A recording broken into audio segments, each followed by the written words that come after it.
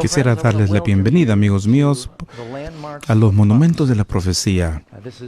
Creemos que este va a ser un estudio bíblico espectacular, porque vamos a tomar los puntos sobresalientes de la profecía de la Biblia y los vamos a desglosar juntos. Es algo que he estado haciendo durante 30 años y no me canso de ver lo milagroso de la palabra de Dios y compartirlo con los demás. Veo que cambia la vida de las personas. Ahora quiero darles un examencito. ¿Reconoce alguno de estos lugares? El de la izquierda, ¿cómo se llama? ¿Y dónde está ubicada el Eiffel Tower? En París, en Francia. ¿Y el de la derecha? Inició en Francia. Y ahora está en la ciudad de Nueva York, ¿verdad? Estos son monumentos reconocidos en el mundo entero. ¿Y qué me dicen de los siguientes dos? ¿Reconoce el edificio blanco? Tenemos el Taj Mahal. ¿Y dónde está ubicado? En la India. Y a su lado tenemos las grandes pirámides. ¿De dónde? De Egipto. Estos son monumentos que conocemos en el mundo entero y nos ayuda a identificar lugares, ubicaciones y momentos en la historia cuando fueron creados. Hay un número de monumentos en la Biblia que también nos dan algunos vislumbres de dónde estamos en el continuo bíblico de la historia. Y es en eso en que se basa la lección esta noche. Hubo un sueño que se le dio a un rey de la antigüedad, se llama Nabucodonosor. La lección se titula El sueño de las edades. Hay varios momentos en la historia cuando Dios le da a los monarcas un sueño como para ayudarles a comprender lo que sucede y así pueden ayudar a diseminar la información al pueblo. Así la gente no piensa que la vida es solamente una serie de accidentes sin significado. ¿Cuán falto de propósito sería la vida si no tuviera propósito? Si todo fueran solamente accidentes biológicos sin Dios, carece de significado la vida. Dios le da significado a la vida y el conocimiento de que Él está en control y las cosas no solamente se desenvuelven fuera de control. Eso nos ayuda a ver que hay un propósito en la vida. Hay otros momentos de la historia donde Dios le ha dado sueños a los monarcas. Tal vez recuerdan el sueño del faraón de Egipto, como para ayudarle a prepararse al ver o hacerle frente a lo que iba a suceder a ese país, y José le ayudó a interpretar el sueño a este señor. Otro dato muy interesante, Sir Isaac Newton, uno de los grandes científicos en la historia. Es padre del cálculo y su libro sobre las matemáticas llegó a ser como el libro de texto durante muchos años de la filosofía mecánica. Construyó el primer telescopio reflector y solo lo que pensamos de él es decir, bueno, estaba debajo del manzano y cuando le cayó una manzana, y eso muestra su genio de Newton. También fue astrónomo, matemático, físico. Un hombre brillante, pero lo que mucha gente no sabe es que también fue un estudiante ávido de las profecías bíblicas y él creía firmemente en la confiabilidad de la profecía bíblica. Le encantaban los números y es realmente un genio matemático y se dio cuenta que los números en la Biblia no podían alinearse tan perfectamente a menos que hubiese una mente mayor detrás de todo. Es el padre del cálculo y eso lo reconoció al leer la Biblia. Pero no es todo. Hay otros científicos como Michael Faraday y Cristóbal Colón. Ellos quedaron fascinados con los libros de la profecía. Y el libro favorito de Isaac Newton es Daniel. ¿Y por qué? Porque hay muchas profecías del tiempo en el libro de Daniel. Y en otra noche vamos a hablar de las profecías del tiempo. Pero ahora vamos a ver las que están en Daniel 2. Y la mayor parte de esta presentación tendrá que ver con este sueño de las edades que este antiguo rey tuvo. Nabucodonosor, cuyo nombre se pronuncia de diferentes maneras y también se escribe de diferentes maneras, fue rey de Babilonia. Su imperio realmente estaba en la cúpula del poder en los tiempos antiguos y tenía un sentido de imperio muy amplio. Uno de los primeros reinos fue construido por Nimrod cuando dejó la Torre de Babel y fundó el reino de Babel. Y más adelante, aun cuando se destruyó esa torre, Nabucodonosor lo reconstruyó todo. Y vamos a ver un poquito lo que abarca todo esto. Sin embargo, al leer en Daniel 2, eso nos dice que el rey se durmió una noche y quedó preocupado con el futuro. Había conquistado a todos los diferentes reinos, incluyendo Egipto y Jerusalén, trayendo miles de cautivos, los amonitas y los moabitas y los del reino de Tiro y tantos otros.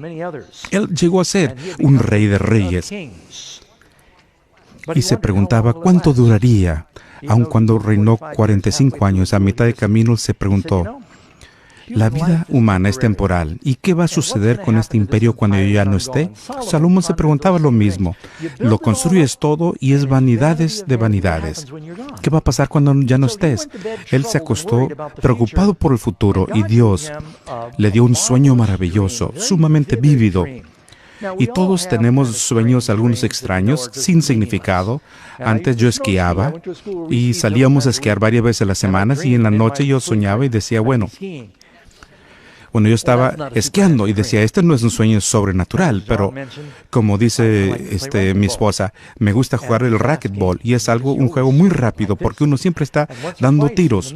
Y una vez por la noche, de repente, yo quería hacer un tiro y ella me dice, bueno, ¿qué te pasó?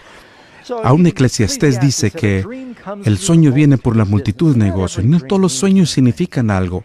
Sin embargo, él tuvo un sueño que estaba absolutamente seguro que era tridimensional, vívido y divino. Sabía que tenía significado, pero no lo conocía. Y uno lo puede leer. Y si vamos juntos en la Biblia, vamos a entrar al versículo 31. Y es lo que soñó, y esto es Daniel que le hace el relato del sueño. Tú, oh rey, veías. Y aquí una gran imagen. Esta imagen, que era muy grande y cuya gloria era muy sublime, estaba de pie delante de ti y su aspecto era terrible. Aquí tenemos una gran, espléndida imagen y ahora manténganse en mente que una imagen en la Biblia se les dijeron que no adoraran a las imágenes y había muchas en Babilonia. Así que en la mente judía el reconocer la idolatría era prohibido. La imagen tenía una cabeza de oro puro y su pecho y brazos de plata, su vientre y muslos de bronce, sus piernas de hierro y sus pies en parte de hierro y parte de barro cocido. Estabas mirando hasta que una piedra fue cortada no con mano e hirió la imagen en sus pies de hierro y de barro cocido y los desmenuzó. Entonces fueron desmenuzados también el hierro y el barro cocido y el bronce, la plata y el oro y fueron como tamo de las arenas del verano. Estos metales pesados de repente se hicieron como el tamo y se los llevó el aire. Y se los llevó el viento sin que de ellos quedara rastro alguno. No se encontró, mas la piedra que hirió la imagen fue hecha un gran monte y llenó toda la tierra. ¿Qué significa este sueño?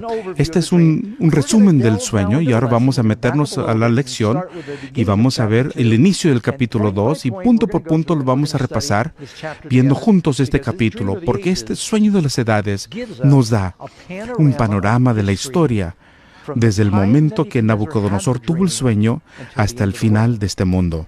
Y trata de ver dónde nos ubicamos en el esquema del tiempo al estudiarlo. Y con esto en mente, como introducción, vamos a adentrarnos a la lección. Y dicho sea de paso, aquí está. Este es un amigo mío que tuvo una organización evangelística y me dio esta imagen y posiblemente hago referencia a Melvin aquí. Le voy a dar un nombre. Espero que nadie se llame Melvin aquí. Vamos a adentrarnos al estudio, iniciando con la pregunta número 1. Yo veo que una de las mejores formas de enseñar es el formato de preguntas y respuestas. ¿Por qué Dios le dio este sueño al rey de Babilonia? Y ahí lo vemos en la Biblia. Todas las referencias las vamos a encontrar en Daniel 2, 28. Hay un Dios en los cielos que revela ¿qué? Los misterios y le ha hecho saber al rey Nabucodonosor lo que acontecerá en los postreros días. Los secretos del futuro se revelan en este sueño, dice el profeta Daniel. Bueno, cuando el rey tuvo este sueño por primera vez, no sabía su significado e instintivamente llamó a todos los sabios y consejeros. Llegaron ellos y les dijo, tuve un sueño, no sé lo que signifique. Y ellos estaban recibiendo sueldo, tiempo completo, y eran los astrólogos y los magos y las personas que leían los naipes. Y bueno, ¿qué significa esto? Y bueno, dinos el sueño y te vamos a dar su significado. Y sabes, ¿alguna vez has tenido un sueño y cuando te levantas está vívido y a los 20 minutos se te hace difícil entender o recordar? Porque el cerebro sucede en diferentes partes del cerebro. Bueno, ya se me está olvidando los detalles. Ustedes deben ser magos. ¿Cómo sé yo que no están manufacturando, que se están inventando una interpretación? Demuéstrame que tengan habilidades sobrenaturales para interpretar el sueño. Dime lo que es el sueño y entonces sabré que me podrán dar la interpretación. Mira nomás, ¿y ahora qué vamos a hacer? Dicen ellos. No, así no funciona. Tú danos el sueño y nosotros vamos a inventar, no, te vamos a dar una interpretación.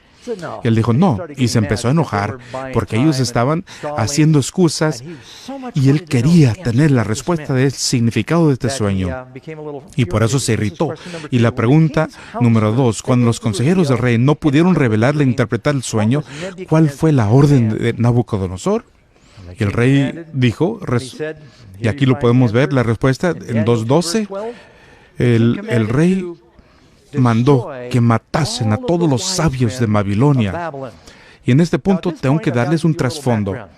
Les dije que Nabucodonosor había conquistado Jerusalén hace unos años antes. Y entre a las personas que habían traído al reino con tantos otros millares de judíos, trajo a algunos de los príncipes de la línea real, les entrenó en el lenguaje de los babilónicos como para que ellos puedan estar entre los consejeros y también podrán representar a los millares de judíos en el reino.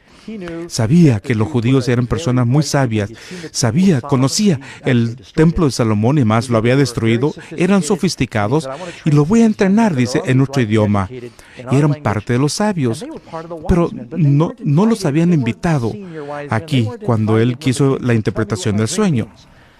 Y al hacer el decreto de matar a todos los sabios, finalmente Daniel y sus 3 amigos, y tal vez ya saben sus nombres, Sadrach, Misach y Abednego, escuchan del asunto y se preocuparon. ¿Pero por qué pasa esto? Número 3. Cuando Daniel supo del decreto de muerte, ¿qué le pidió al rey? ¿Y qué le dijo a sus amigos? Y aquí tenemos la respuesta.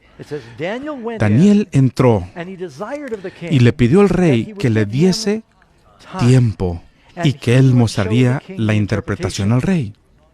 Y luego sigue diciendo, Daniel fue a su casa porque el rey le dio tiempo. Él quería saber lo que era el sueño. Y él dice, bueno, si los mato todos, no voy a saber lo que era el sueño. Y aquí habían jóvenes que él había probado y que eran muy brillantes, con integridad, eran fieles a su religión, cuando otros habían claudicado. Y ellos dijeron, dame un tiempo y le vamos a dar al rey. Y bueno, pues no quiero perder esta oportunidad. Así que dijo, bueno, voy a ver lo que saben ellos. Así que entonces él fue a su hogar y él se lo hizo saber a Ananías, Misael y Azarías, sus compañeros, para que pidiesen misericordia del Dios del cielo sobre este misterio. Así que llegaron a la casa y tuvieron una reunión de oración y bueno, sabían que tendrías que soñar algo que yo había soñado y me lo dices o te mueres. Así que tuvieron mucha oración. Cuando el Señor reveló el sueño a Daniel, ¿a quién rindió alabanza y crédito? Él pudo haber dicho, mira, yo tengo las habilidades sobrenaturales, necesito un aumento de sueldo. Quiero que me promuevan. Él no lo dijo. Él dijo, yo te agradezco, oh Dios de mis padres. Y luego le dijo a Nabucodonosor, hay un Dios en el cielo que revela los secretos. Y ahí está nuevamente esa palabra. Hay un secreto que se revela del futuro. Ahora sí nos vamos a adentrar al sueño. Imagínate, cuando Daniel viene ante el rey, empieza a decirle al rey lo que él vio en su sueño. Imagínate a Nabucodonosor ahí sentado en su trono, con boca abierta, fascinado por lo que estaba escuchando. ¿Y cuáles son los 2 objetos que dijo Daniel que el rey había visto en el sueño? Él dice, tú, oh rey, veías, y aquí una gran imagen. Anteriormente en Daniel, habla acerca de una imagen como un león y como un leopardo y como un oso, y nos habla acerca de estas imágenes como los animales. Esta imagen no se conecta con un animal, y la mayor parte de los eruditos están de acuerdo que es como un hombre, porque habla acerca de los dedos de los pies y los brazos y las piernas, y las imágenes de los artistas hacen una representación más o menos como lo que tienen en las imágenes de los tallados de los babilónicos. Así que aquí hay cierta precisión con este cuadro que vemos en este momento. Y aquí vemos una gran imagen. Y luego lo segundo, además de la imagen, viste que había una piedra. Así que tenemos dos cosas principales que son raras en este sueño. Uno es una piedra y otro es una estatua. Uno representa el reino de Dios. El ídolo representa los reinos del hombre. Y ahora, cuando los judíos hicieron su altar, Dios les dijo, ni siquiera lo toquéis con un cincel, porque lo has contaminado. Toma piedras y construye mi altar de 12 piedras ásperas. Ellos no querían que la gente se metiera con los idolatrías. Los 10 mandamientos, el centro del reino de Dios, es decir, tenemos todo lo que es santo, la montaña, la ciudad, el templo, el arca, todo lo santo de los santos. Lo único que estaba dentro del arca eran las tablas de piedras escritas por los dedos de Dios. En la mente judía, esta piedra que destruía la imagen era el reino de Dios. Así que tenemos estos dos elementos opuestos en el sueño. Así que vamos a descifrar lo que viene aquí. Daniel les cuenta el sueño. Y ahora Daniel le empieza a contar el significado. Después de contarle acerca del sueño, le dice, mira, imagínate que el rey está diciendo, sí, eso es exactamente lo que vi. Claro, eso lo soñé. ¿Cómo lo supiste? Y ahora está emocionado el rey. Así que cuando Daniel se dispone a contar el significado del rey, ¿será que el rey va a dudar de la certeza de sus significados? No. Si yo tengo un sueño vívido y tú me dices exactamente lo que yo soñé, y después me dices, te voy a dar su interpretación, yo te voy a escuchar. El monarca está totalmente conectado. Y número 6, ¿qué representa la cabeza de oro? Daniel le dijo al rey, tú eres la cabeza de oro. El reino, la visión de todos los imperios del mundo va a iniciar con este imperio prominente de Babilonia y va a llegar hasta el final de los tiempos. Y se van a dar cuenta que ahí estamos ahora, y empieza con la cabeza de oro. Y posiblemente hizo que Nabucodonosor se sintiera bastante bien cuando lo dijo, eres esa cabeza de oro. Y bueno, si tú te quieres llevar bien con el rey, tú le vas a decir, no le cuentes nada más, eres la cabeza de oro, ¿verdad? Eres el principal de todos. ¿Y por qué le dijo que Nabucodonosor iba a ser la cabeza de oro? Es porque este sueño desarrolla todos los imperios de este mundo que iba a impactar al pueblo de Dios en las Escrituras desde el tiempo de Daniel hasta el final de los tiempos. Durante el tiempo de Daniel, el pueblo de Dios había sido conquistado y estaban desparramados por todo el mundo. Los reinos que se mencionan al estudiar esta noche no se representan todos los reinos del mundo. No vas a encontrar ninguna referencia. A inicio de año estuve en China. He estado allí varias veces. Pero pudimos llevar a cabo una campaña evangelística pública en una ciudad de 6 millones de personas. Fue maravilloso porque esto fue algo televisado. Tuvieron un gran imperio, aún en los tiempos de Nabucodonosor. Y si saben la historia, había grandes imperios entre los mayas, también entre los incas en Sudamérica, y también en el sudeste de Asia. Había tantos diferentes imperios, pero los reinos que fueron mencionados en este sueño son los que hicieron un impacto directo sobre el pueblo judío al inicio del sueño y también para las demás personas al final del sueño. Esto está delineando la historia del mundo. A Babilonia se le llama la cabeza de oro porque era un imperio dorado. Es algo fascinante. Tengo algunos datos aquí que provienen del historiador antiguo Heródoto, que habla acerca de Babilonia. Es decir, algunos de sus arqueólogos dicen que es tan fenomenal que ni siquiera pueden creer su veracidad. Pero el historiador griego de 450 a.C., Heródoto, nos dice que las paredes que rodeaban la ciudad tenían unos 90 kilómetros. ¿Te imaginas? Había suficiente espacio ahí en esa explanada. Los muros tenían aproximadamente 91 metros de altura y un espesor de 24 metros abajo y 7.5 metros arriba, en las cuales podían pasar 2 carretas tiradas por 4 caballos como una autopista.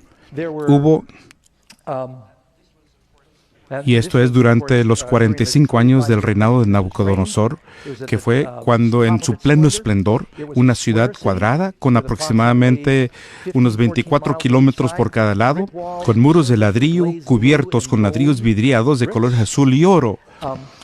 Y detrás del muro principal había otro muro de unos 23 metros de espesor.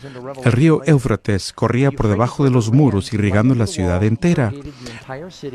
Había más agua en el río en aquel tiempo porque ahora lo está utilizando Turquía y otros países en el norte. El Éufrates antes tenía mucho más agua que ahora. Y tenía también una trinchera profunda llena de agua alrededor de las paredes. Los jardines colgantes de Babilonia, una de las 7 maravillas del mundo antiguo que podemos ver en la pantalla. Nabucodonosor se casó con la hija del rey de los Medos y ella quedó decepcionada porque el imperio Medo en el norte tenía montañas. Pero Babilonia es una tremenda planicie, así que ella sentía nostalgia por su hogar y él le dijo: no te preocupes, querida, te voy a construir una montaña y la voy a poblar de árboles. Entonces él construyó unos jardines en terrazas y como tenían que regarlo, crearon algunas máquinas para poder tomar y levantar el agua y caían en cascada como para irrigar esos jardines. Estos fueron hechos por los hombres. Sin embargo, ellos construyeron bombas para el agua, aún en aquellas épocas. Tenían toneladas de oro en todas partes. Tenían una mesa de oro que pesaba toneladas y tenían estatuas de oro. Y realmente fue un reinado de oro. Y tal vez debiéramos leer un poquito acerca de lo que nos dice, acerca del tamaño de Babilonia y las maravillas que había en este lugar. Sin embargo, este era un reino dorado. Y si uno lee en Daniel 4, Nabucodonosor en realidad era tan orgulloso del imperio que él caminaba por sus balcones y decía: ¿acaso este no es el gran reinado que yo había construido para mí mismo? Y él era la cabeza de oro. Una de las cosas interesantes que escuchamos y que estudiamos en este momento, estudiamos Babilonia antigua. ¿Y sabes lo que es? Nuestro hijo estaba en la Marina hace unos años y él estaba en Irak. Y ahora Irak está en las noticias con ISIS. Y cuando uno lee en la Biblia acerca de Jonás y Esther y Daniel y Ezra y Ezequiel y Nehemías, cada uno de ellos entraban y salían del mismo territorio que está en los encabezados en estos días.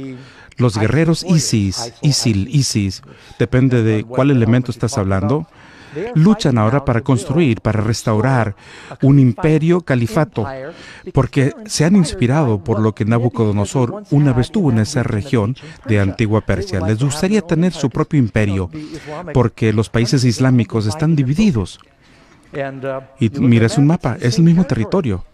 Algunos podrían o no saber que Saddam Hussein era su gran ambición también, que él pudiese restaurar la gloria antigua desde los días de Nabucodonosor, cuando eran un imperio mundial. Y aquí había una foto donde había un póster de Saddam y él dice que es la reencarnación de Nabucodonosor. El Nabucodonosor que decimos o que hablamos esta noche es el Nabucodonosor II, pero como nadie conoce el primero, pues no lo vamos a mencionar. Él es el primero y él es el único. Este es el ejemplar de una moneda acuñada por Saddam Hussein con su rostro enfrente y una visión de Nabucodonosor en la parte de atrás. ¿Y por qué crees que invadió a Kuwait? Él quiso expandirse para poder dominar todo el petróleo y ser el líder del mundo islámico y poder restaurar la gloria antigua. Hay una profecía judía que dice que Babilonia jamás sería restaurada.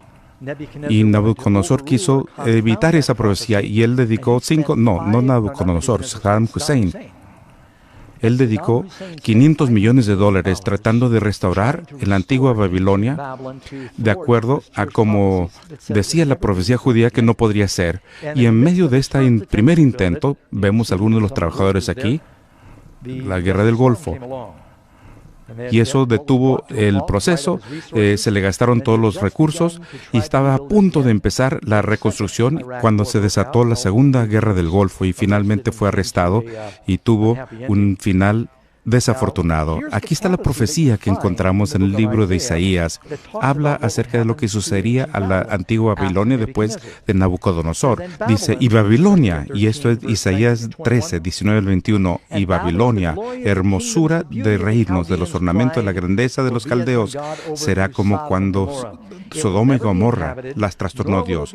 Nunca más será habitada, ni se morará en ella generación en generación, ni llevará allí la tienda el árabe, ni los pastores tendrán allí majada, sino que dormirán allí las fieras del desierto, y sus casas serán llenas de hurones, y ahí habitarán avestruces y saltarán las cabras salvajes.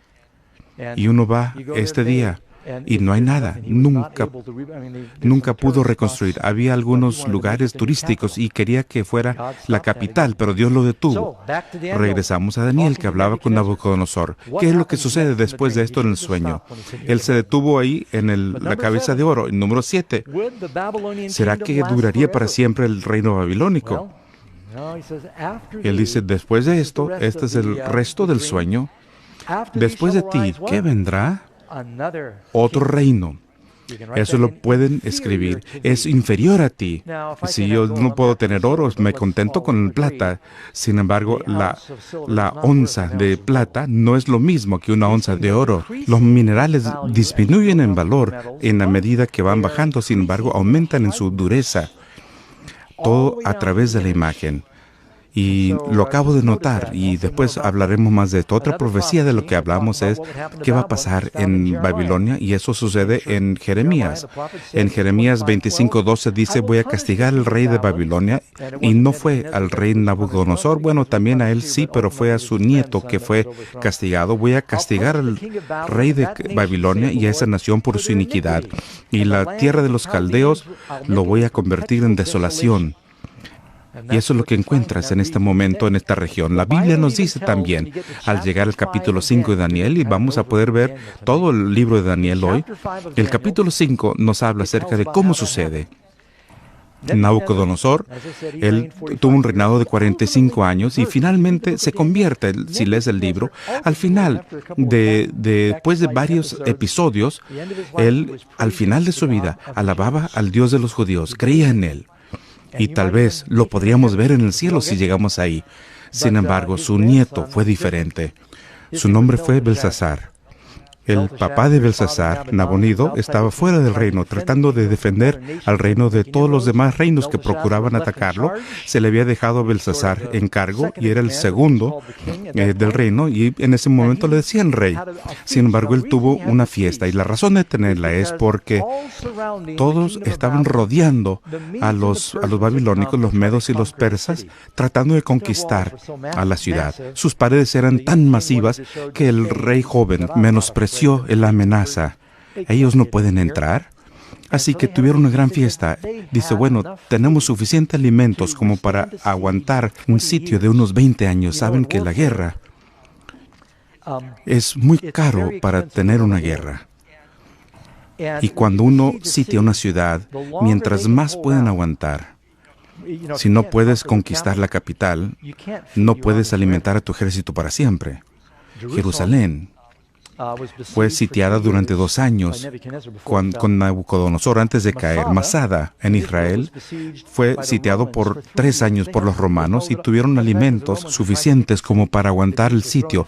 Y los judíos tiraban los alimentos por los muros para mostrarles que no tenían miedo. 3 años para construir una rampa para poder dominar. Muchos ejércitos han fallado porque no han podido aguantar el sitio por la economía. El rey dijo, bueno, se te van a acabar los recursos antes que nosotros. Tenemos suficiente agua que viene, tenemos alimentos y tenemos el tamaño de la ciudad. Por eso tuvieron una fiesta y el rey se dispuso a beber en la fiesta. Y luego, para mostrar que su rey era más poderoso que todos los demás, los ídolos que él adoraba, dice, ¿acaso no tenemos tantas vasijas hermosas de Jerusalén?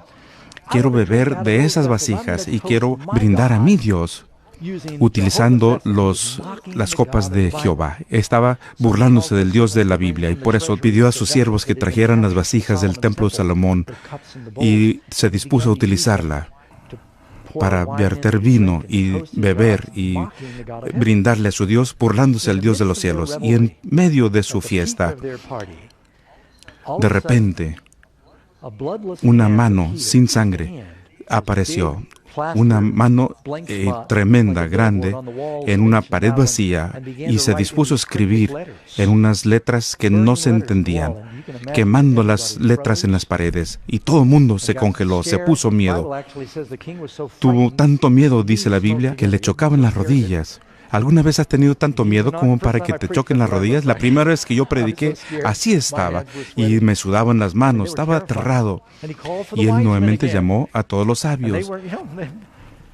Faraón también llamó a sus sabios, pero no parecían tan sabios, y sus sabios no sabían lo que significaba. Pero la reina, estos muchos años después de Nabucodonosor, sigue con vida. Daniel, aunque es anciano, ha estado en el reino durante casi 70 años. Tal vez tenga 90 años de edad, pero está fuerte y saludable. Y la reina dice, mira, allí hay un hombre que nunca hubo un misterio demasiado grande para él. Él lo llamaron a la fiesta, él no había ido a la fiesta, y el reino le dijo, mira, te voy a ser tercero en mi reino si me dices lo que dice este escrito. Mira, yo sé lo que dice, pero tú te puedes quedar con tus regalos.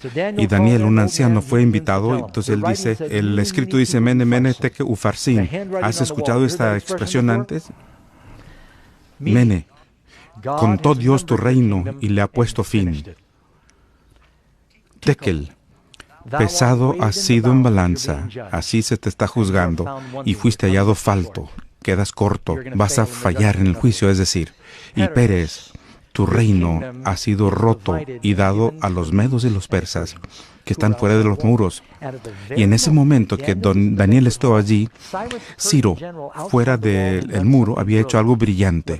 Sin que lo supiera el rey de Babilonia, bastante arriba del río, había un fondo del lago seco, y cavaron una zanja desde el río Éufrates hasta el lago, y en el momento adecuado vertieron todo el agua del río Éufrates y empezó a llegar hasta este lago.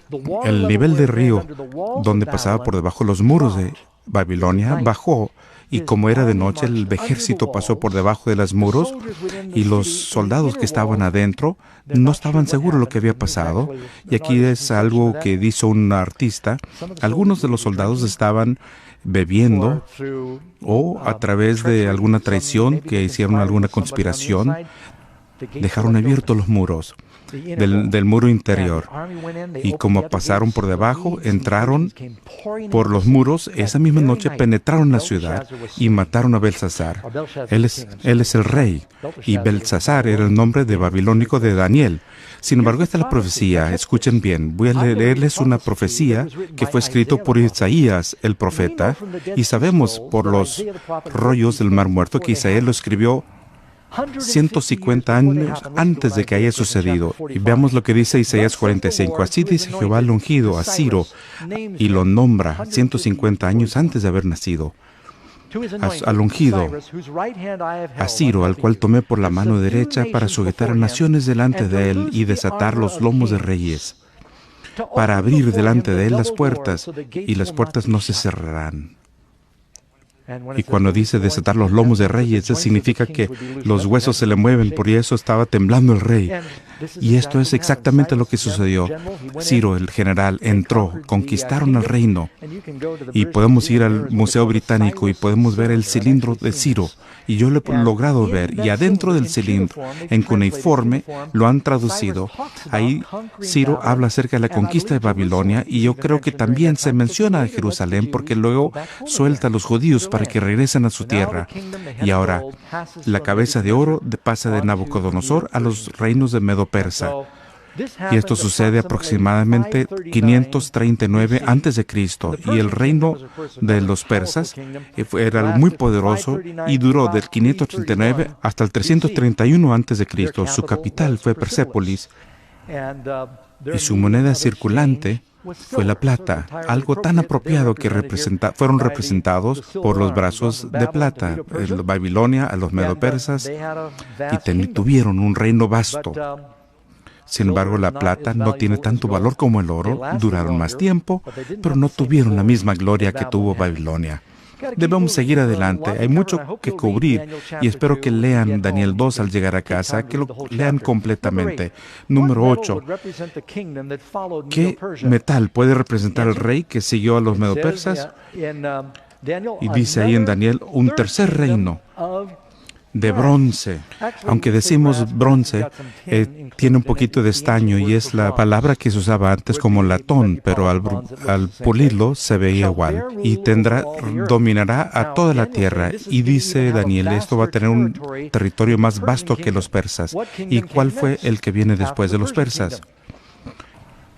Fue el reino de Grecia.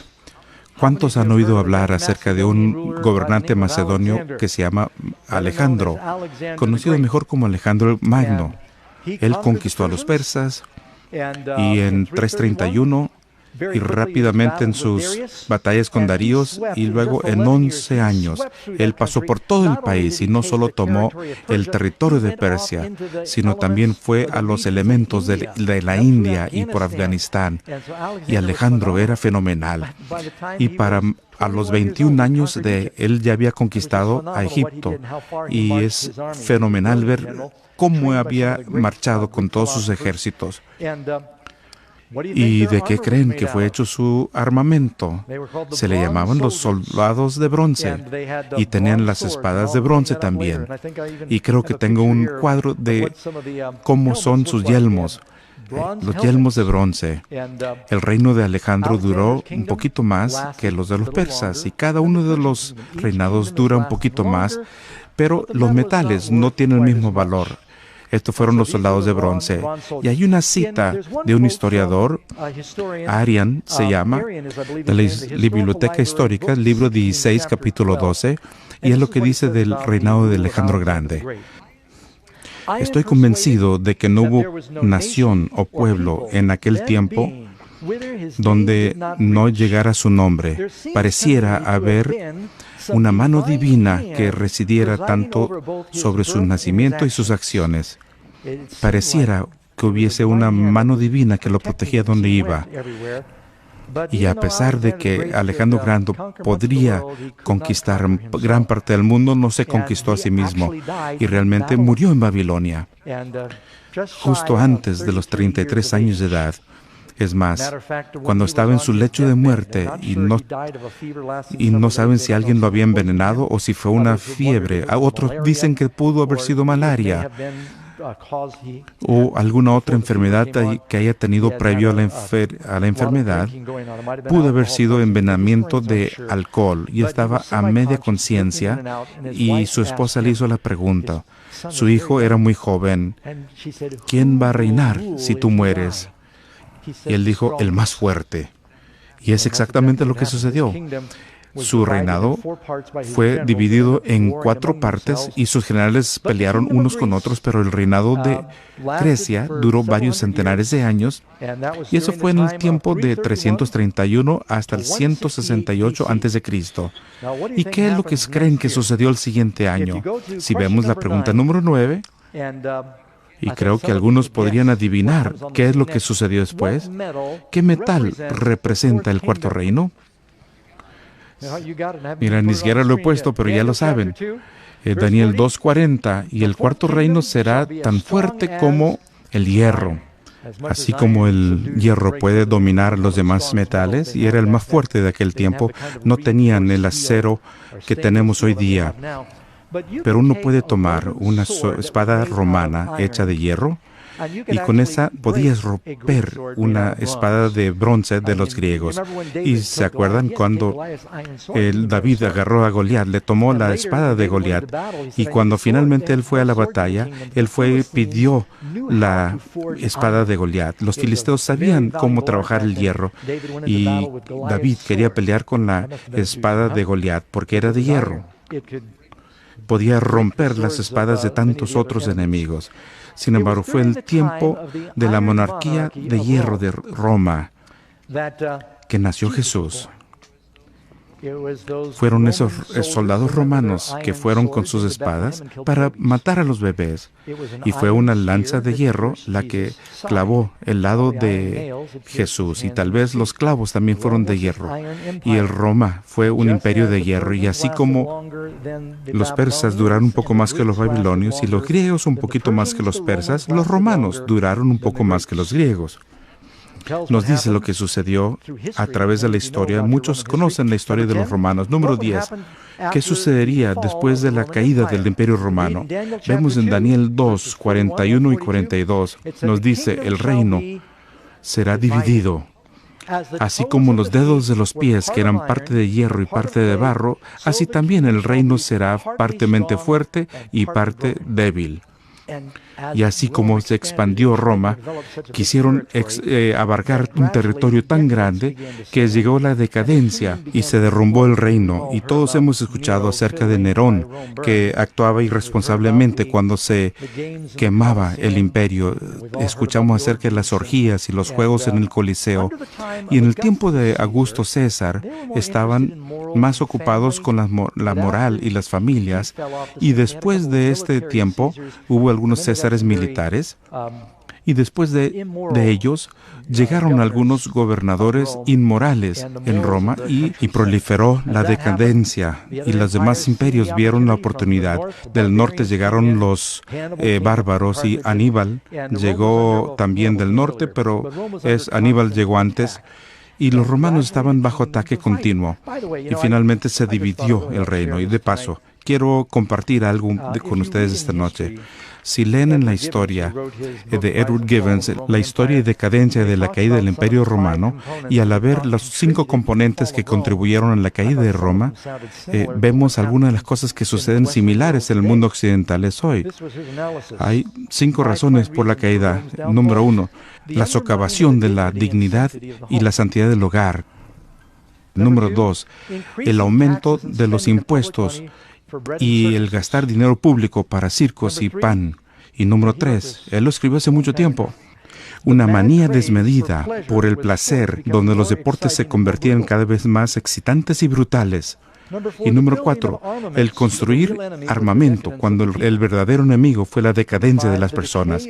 Y número 5, el decaimiento de la religión, donde la fe se desvanece y se convierte en una mera forma. Y Philip Myers, en su libro Surgimiento y Caída de Roma, en su libro dice, desde el principio, el teatro fue craso e inmoral. Fue una de las agencias principales para la socavación de la vida moral romana. Tan absortos estaban las personas en las representaciones indecentes en la plataforma que se olvidaron de la vida real. Es difícil imaginarse que los romanos habían estado tan absortos en sus medios en aquel tiempo. Todos estaban viviendo de semana en semana para ver lo que iba a ver en el teatro, y ni siquiera se preocupaba por las realidades de la vida. Y uno se pregunta, bueno, ¿qué está pasando ahora? Y no tenían 150 canales como tenemos hoy. Dijimos, wow. Muy bien, regresando al estudio. Todos sabemos que Roma empezó a desintegrarse gradualmente, y lo que una vez fue un imperio vasto y poderoso se desbarató en 10 reinos, y esos 10 reinos, algunos de los nombres antiguos, y voy a darles el equivalente moderno, los Alemanni, que fueron los alemanes, y sé que los hispanos lo pueden entender. Los alemanes son alemanes. Y luego tenemos a los francos, que son los franceses, los borgoñón, que son los que viven en Suiza, los suebios, que son de Portugal, los lombardos, que vienen de Italia, visigodos, que es España, anglosajones, Inglaterra, y luego cuando se dividieron por primera vez eran los vándalos, que eran los vándalos, que ellos destruían muchas de las estatuas de Roma, los vándalos, érulos y los ostrogodos, y el Imperio Romano se dividió en 10 partes, y después de eso se ha dividido en más partes. Y esto ya nos hace llegar al final de esta imagen. Hemos llegado hasta los pies. y que es no solo de hierro, sino de hierro y qué, y barro. ¿Y de qué fue hecho el hombre en el principio? ¿De barro? Es interesante. Uno de los edificios de concreto más antiguos está en Roma y es el Panteón. ¿Y no sabes de qué está hecho el concreto moderno? Es barro y varillas de hierro. ¿Y sabes cuál es el material principal para la construcción hoy? Es concreto. Debieras ir a China. Hay tanto polvo del concreto por allá. Y ahí tienen muchas grúas. Y eso le llaman las aves nacionales en China. Nunca he visto tanta construcción como en China, pero estamos viviendo en el tiempo del concreto. Número 11. ¿Estos reinos lograrán unirse otra vez? La respuesta dice, se mezclarán por medio de las alianzas humanas, pero no se unirán uno con el otro, como el hierro no se mezcla con el barro. No podrían unirse aunque lo intentaran. Es más, en un momento estaban tan desesperados que la reina Victoria tuvo uno de los reinados más largos y prósperos. Tuvo 40 hijos y nietos.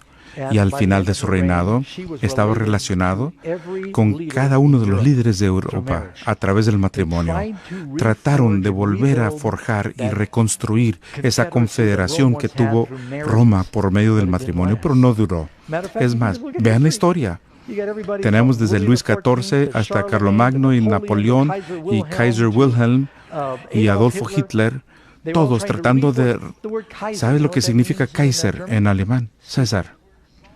El zar, Shah, ¿qué significa en ruso? César. Todos trataban de volver a conseguir el poder de los césares, pero la Biblia dice que no se podrán unir unos a otros. Y creo que Adolfo Hitler tuvo una secretaria cristiana y cuando se enteró del plan le dijo, me disculpas, mi Führer, esto no va a funcionar. ¿Y por qué no? La Biblia dice que no va a funcionar en el libro de Daniel. Bueno, vamos a cambiar la Biblia, dice él. Y no funcionó demasiado bien para él. El número 12. ¿Quién establecerá el reino final? Y estamos llegando al lugar donde entra la piedra. Daniel 2:44. ¿Qué es lo que nos dice el profeta? Y en los días de estos reinos, el Dios del cielo, no nos confundamos con los reyes, los dioses de Nabucodonosor. El Dios del cielo levantará un reino que será jamás destruido. Jesús viene pronto. Y ese es el siguiente reino. Número 13. ¿Qué hace la piedra a los otros reinos mundiales? Y dice, Daniel 2, 34 y 35, hasta que una piedra fue cortada, no con mano, e hirió la imagen de sus pies, de hierro y barro cocido, y los que desmenuzó. Así que todo esto que tiene que ver con la adoración, ¿sabían que el tema principal de la Biblia es adoración? Y la Biblia nos dice que no hagamos una imagen. Y pues, ¿cuántos de ustedes que llegaron aquí vieron la imagen y pensaron que era una fiesta de Halloween? Yo miré por la ventana del hotel y vi que estaban tomando fotografías aquí por el modelo babilónico. La Biblia no dice que no nos hagamos solamente un modelo y dice que no lo hagamos y que nos inclinemos a ellos. Y ellos adoraban ídolos. La única piedra que realmente fue cortada sin la mano humana fueron los 10 mandamientos. Dios labró esos 10 mandamientos y se los entregó a Moisés. Y luego Moisés los rompió y tuvo que volver a hacerlo. Él lo rompió, lo convirtió en pedazos. ¿Y qué pasó con la piedra? Esa piedra que golpeó a la imagen llegó a ser una montaña, y el reino de Dios es referida como una montaña de Dios. Y Babilonia está en una planicie, y la montaña de Dios está ahí, Jerusalén está allí, y llenó la tierra entera. Y la Biblia dice que el conocimiento de Dios cubrirá la tierra como el agua al mar. Dice, bienaventurados los mansos, ¿por qué van a heredar la tierra? Esto no está hablando acerca de algo que pasó en el pasado. Estamos viviendo en esta época de barro y de hierro, y la siguiente cosa que va a suceder es la segunda venida de Cristo. Imagínate el rostro de Nabucodonosor cuando vea a Jesús venir, después de haber escuchado qué dijo Nabucodonosor acerca del Señor. Lo puedes leer en Daniel capítulo 2, versículo 47. Y el rey le dijo a Daniel, Ciertamente, el Dios, vuestro Dios, es Dios de dioses. No es solamente otro Dios, es el Dios, es lo que dice Nabucodonosor, y el Señor de los reyes, y el que revela. Y ahí está la palabra otra vez, de los misterios. Más adelante, Nabucodonosor quería adorar a Daniel y le quería dar tantos diferentes regalos y lo quiso ser líder de todos los sabios, y fue un asunto inteligente. Pero Daniel le dijo, el sueño es certero y su interpretación también. Dios nos está dando un mapa de la historia, y es por eso que es tan popular este libro. Podemos mirar a través de toda la historia y sabemos que Daniel lo escribió antes que sucedieran.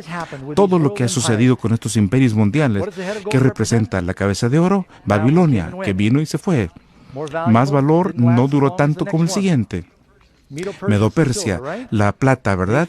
Cayeron ante los griegos, y todos estos ocuparon a Israel, si lo sabían. Babilonia ocuparon Israel, y también los medos y los Roma, y después de eso se dividieron. Y en el tiempo de Jesús, el reino salió a todas partes. ¿Por qué? Porque se destruyó Jerusalén. El cristianismo es espiritual ante Jesús, y luego tenemos el imperio romano. Pablo murió en Roma. El evangelio va a través de todo el mundo, y el último reino se refiere al mundo entero. Esa piedra que iba a venir se llama la roca de la eternidad. Es Jesús.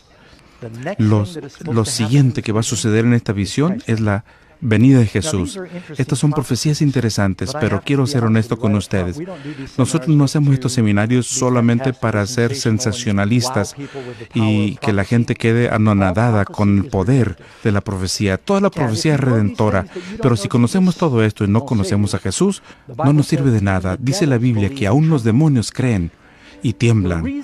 La razón por la que Dios nos da esta profecía es para que sepamos que a Dios no lo sorprende la historia. Hay un plan para tu vida. Él no va a activar ni movilizar este plan hasta que tú le des tu corazón. Y es algo que tú tienes que hacer. Quiere que encuentres esa paz.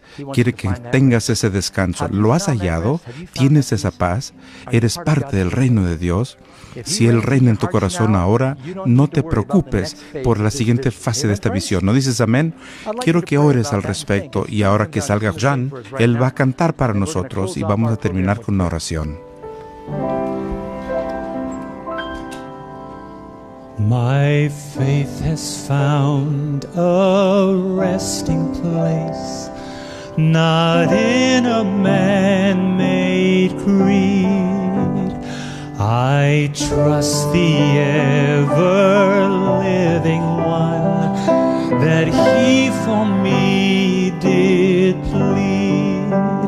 I need no other arguments, I need no other plea.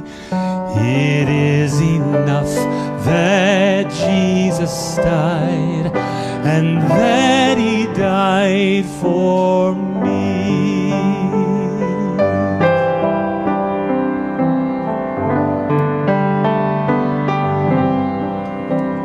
My faith is resting on the Word, the precious Word of God. Salvation in my Savior's name, salvation through His blood. I need no other arguments, I need no other plea. It is enough that Jesus died, and that He died for me. It is enough that Jesus died, and that He died for me.